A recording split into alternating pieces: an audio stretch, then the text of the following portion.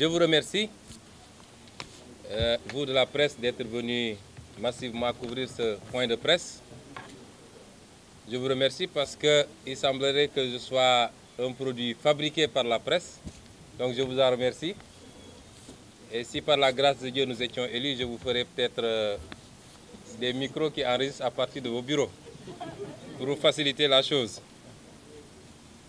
Et je pense que le lion qui dort encore ne sera pas rassuré aujourd'hui quand il verra autant d'objectifs.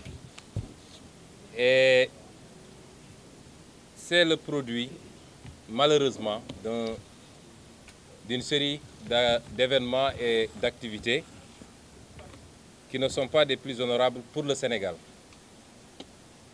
Nous avons convoqué ce point de presse pour vous parler de deux choses, mais ensuite vous permettre d'avoir à poser peut-être 3 ou 4 questions. C'est un point de presse, mais nous vous le permettons parce que nous pensons que les journalistes ont peut-être des questions à poser sur des problématiques qui n'auront pas été traitées ici. Donc je dis 3 ou 4 questions. Le premier élément a trait avec l'assassinat lâche et inqualifiable de notre sœur Mariama Sagna, qui était militante de Pastef Keur Massar. C'est l'occasion de représenter nos condoléances à la famille éplorée, à tout son village, mais à tous les Sénégalais qui ont compati, sans exception. En tout cas, je n'en connais pas, qui ont compati à cette mort brutale et injustifiable. Il se peut qu'il y ait un ou deux éléments qui n'aient pas compati, parce que dans un contexte de douleur comme ça, si on entend certaines déclarations politiques, évidemment, ça suppose que ces personnes n'ont pas compati, et il est à se poser la question de leur humanité même. En profiter pour dire que ces enfants, puisqu'elle a laissé derrière elle 3 enfants à bas âge, seront les pupilles de notre parti politique, Pastef les Patriotes. Nous faisons ce devoir de mémoire vis-à-vis de notre sœur, d'accompagner ces enfants à tous les moments de leur vie. C'est le moment de compatir à nouveau avec tous les militants du parti, mais particulièrement les femmes qui ont été affectées, bouleversées, et leur présidente ici assise à mes côtés peut en être témoin, à tel point qu'on a été obligé de commettre les services d'une psychologue pour accompagner certaines d'entre elles, particulièrement celles qui ont été mises en confrontation avec les présumés criminels de manière directe et assez brutale. Vous m'excusez, mais c'est ça la réalité. Et elles en sont sorties extrêmement choquées. C'est le lieu également de féliciter la gendarmerie nationale pour son excellent travail, puisque au jour d'aujourd'hui, il semblerait que tous les suspects ont finalement été appréhendés. Le dernier en date a été appréhendé hier, si je ne m'abuse, aux environs de Tambacounda. Nous félicitons donc ces services pour la qualité de leur travail. Notre position de principe dans ce dossier était de laisser se dissiper le deuil avant de nous prononcer. Il y avait un deuil extrêmement dur pour la famille, pour l'entourage et pour le parti, mais extrêmement dur pour tout le peuple sénégalais. Nous avions considéré, en dehors d'une petite déclaration réclamant que la lumière soit faite, qu'il était indécent d'avoir à se prononcer sur cette affaire-là. Certaines déclarations nous ont été prêtées, elles n'ont jamais été tenues par nous-mêmes, puisque personnellement, j'ai pu assister avec tout le parti, accompagner la famille pour l'autopsie, accompagner la famille pour la levée du corps, mais me déplacer personnellement jusqu'en Casamance, jusqu'à Kagnobon, son village, pour assister à la prière mortuaire et assister à la mise en terre. Nous prions pour le repos de son âme, que Dieu lui accorde son paradis éternel. Sur le principe, autant nous félicitons la gendarmerie, autant nous déplorons l'attitude du procureur de la République dans ce dossier. Sur le principe de la communication du parquet, nous n'avons pas de problème. Ça doit être de règle désormais. Encore que la précipitation avec laquelle il y a eu communication du parquet dans ce dossier, alors qu'il y a énormément de crimes en cours d'instruction, de traitement sur lesquels il n'y a pas eu jusqu'à présent de conférence de presse. Je rappelle que dans la même localité, à peine une semaine à l'avant, un douanier a été retrouvé mort dans son véhicule, apparemment assassiné. Vous n'avez jamais entendu de conférence de presse du procureur. Mais sur le principe, nous n'avons pas de problème. Mais il en est autrement quand il s'agit du contenu de la déclaration du procureur. Je tiens à rappeler que le procureur de la République est rattaché au procureur général, qui lui-même reçoit ses instructions de la chancellerie et donc du président Macky Sall directement. C'est très important d'établir cette ligne. Le parquet s'est empressé de qualifier le mobile alors que l'assassin présumé n'était pas mis aux arrêts. Le procureur s'est empressé de déclarer sur un ton péremptoire qu'il n'y a aucun mobile politique à ce crime. Le procureur, 48 heures après, alors même que le principal suspect n'était pas encore appréhendé, s'est permis cette déclaration d'avoir à écarter un mobile. Pourtant, lui-même situait le meurtrier aux environs de Kaolack. Ce qui veut dire qu'il n'avait alors été ni appréhendé, encore moins entendu. Ça, c'est d'une part. Et d'autre part, il demande l'ouverture d'une information judiciaire, non pas pour meurtre, mais pour assassinat. C'est contradictoire, puisque l'assassinat est défini comme le meurtre commis avec préméditation ou guet-apens. Ce qui différencie le meurtre de l'assassinat, c'est que l'assassinat est préparé, organisé, planifié, avec un mobile à la clé. D'un côté, il écarte le mobile politique et de l'assassinat, et de l'autre, il demande l'ouverture d'une information judiciaire, non pas pour meurtre, mais pour assassinat. L'assassinat est défini comme le meurtre commis avec préméditation ou guet-apens. La préméditation est le dessein formé avant l'action de porter atteinte à la vie de quelqu'un. Une telle qualification qu'il a lui-même proposée aurait dû le déterminer à être moins péremptoire dans ses conclusions au sujet d'un mobile qui, manifestement, ne pouvait être élucidé à ce stade de la procédure. Et pour cause, le dossier sera soumis à un juge d'instruction dont la charge sera de compléter les investigations et de saisir les juges chargés, le cas échéant, de prononcer une sentence pénale. Donc ni lui, ni personne d'autre n'en connaissent grand-chose pour l'instant, en attendant la saisine du juge chargé d'apporter plus de précisions, et une fois que le présumé assassin sera mis aux arrêts et leurs éventuels commanditaires connus. De surcroît, en réglant d'emblée la question du mobile, il aura enfreint les pouvoirs des juges appelés à trancher l'affaire. Même si le mobile est indifférent, il entre en ligne de compte dans l'application des circonstances atténuantes. Alors que ces derniers ne sont pas encore prononcés, faute d'autres d'être saisis. Enfin, la suite des événements prête à équivoque.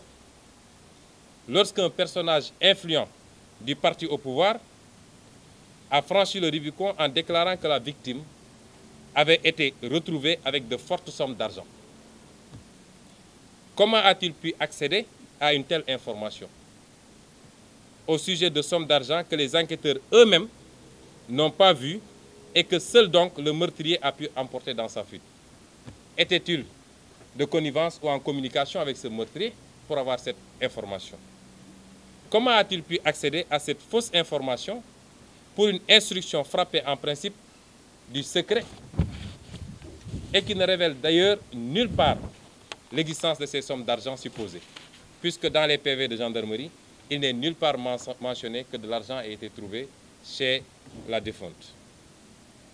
Le strict minimum dans un état de droit serait que cette personne soit convoquée et invitée à s'expliquer.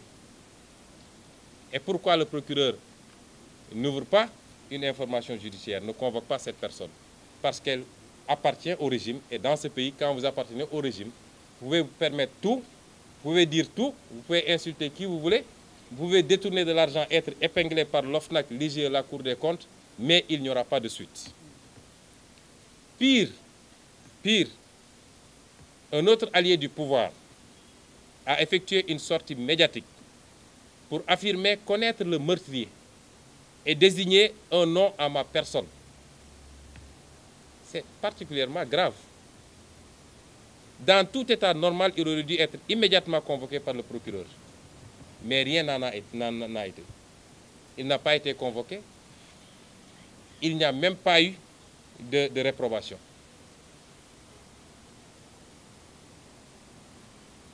Ce qui se passe actuellement, ce que je viens de développer, nous donne les premiers éléments d'une stratégie organisée, ourdie, pour écarter la candidature de Ousmane Sonko à l'élection présidentielle.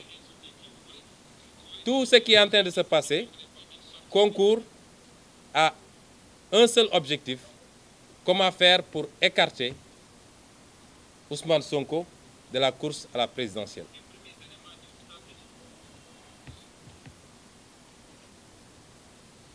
En ce qui nous concerne, nous ne prenons pas toutes ces déclarations à la légère.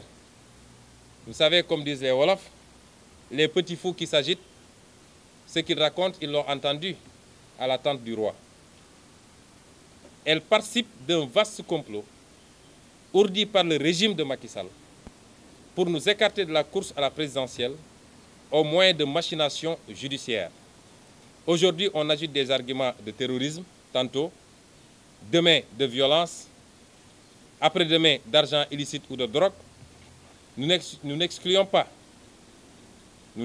pas qu'ils profitent de nos événements ou s'introduisent chez nous pour y glisser quelques substances prohibées et faire débarquer ensuite les limiers pour nous accuser de quelque chose de très grave. Nous ne l'excluons pas avec ce qui est en train de se passer.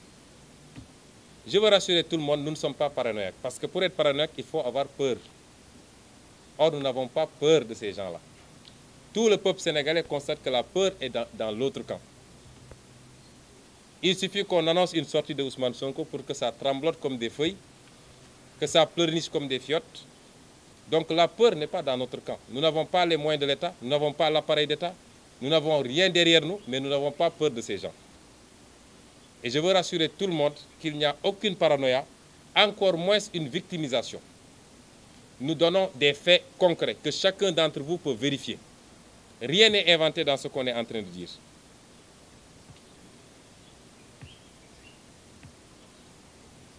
Pastef et son président. Pastef et son président peuvent se targuer d'être parmi les formations politiques et les leaders politiques les plus pacifiques du Sénégal. Jamais on n'a enregistré des cas de violence depuis que Pastef existe. Nous avons les militants les plus disciplinés. Nous subissons toutes sortes d'agressions. Vous n'avez jamais entendu une violence perpétrée par Pastef. Nous avons tous les moyens pour le faire. Parce que aucun parti n'a plus de jeunes que nous aujourd'hui. Et ce n'est pas des jeunes qu'on alimente, à qui on donne de l'argent. C'est des jeunes volontaires qui viennent spontanément, par centaines, par milliers. Vous n'avez jamais entendu parler de violence venant de Pastef. Nos manifestations sont organisées avec discipline. Quand nous terminons nos manifestations, nous nettoyons même la place publique qui a servi à l'organisation de cette manifestation. Personne ne pourra nous attribuer des faits de violence. Et pourtant, ceux qui parlent, vous voyez chaque jour leurs militants se taillader à coups de machette, se piquer des couteaux, le sang gicle de partout à chacune de leurs réunions. Donc si vous devez chercher la violence, il faut la chercher de ce côté-là.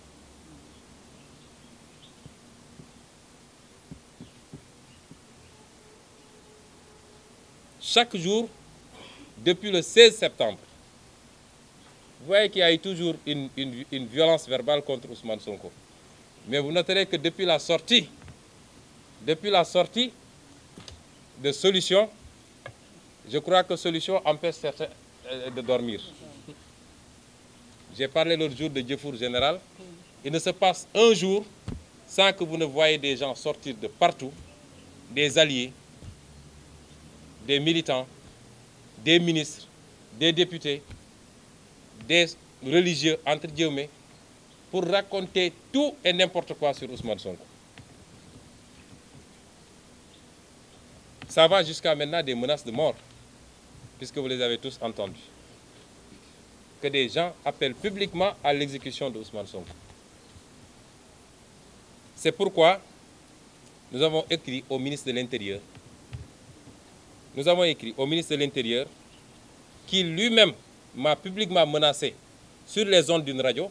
Tout le monde l'a entendu.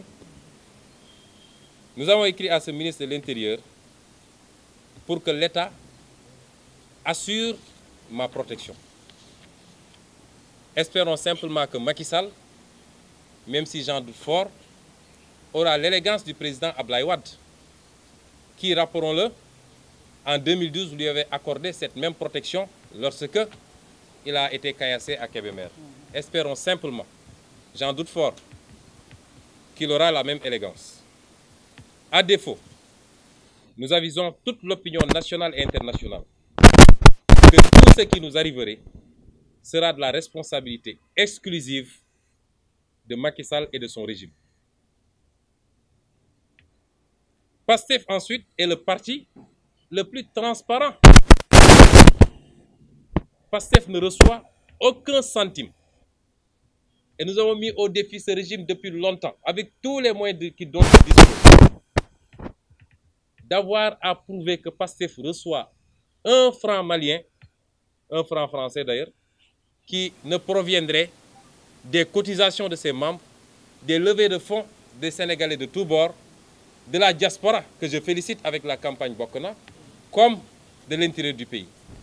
Il ne sera jamais établi que nous avons un franc qui ne nous appartienne. Nous sommes l'un des partis les plus pauvres du Sénégal d'ailleurs. Vous savez, quand les gens sont émerveillés par les résultats que nous obtenons, nous ne les obtenons pas avec l'argent. Nous les obtenons avec la force de la conviction et des arguments. Nous nous adressons aux Sénégalais pour leur dire ce qui est vrai.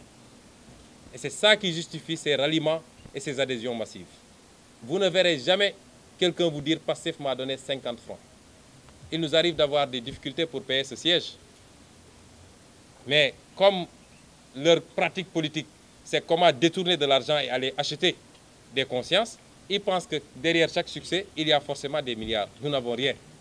Nous sommes l'un des partis les plus transparents et l'un des rares, je ne sais pas s'il y en a d'autres, qui, depuis qu'il a reçu son récépissé, chaque année dépose ses états financiers au ministère de l'Intérieur. Chaque année. Chaque année, nous déposons nos états financiers depuis 3 ans que nous sommes reconnus au ministère de l'Intérieur. Vous allez demander à l'APR ou à n'importe quel autre parti, est-ce qu'ils le font? Ils ne le font pas. Parce qu'ils ont des choses à cacher. Nous n'avons absolument rien à cacher, nous de PASTEF.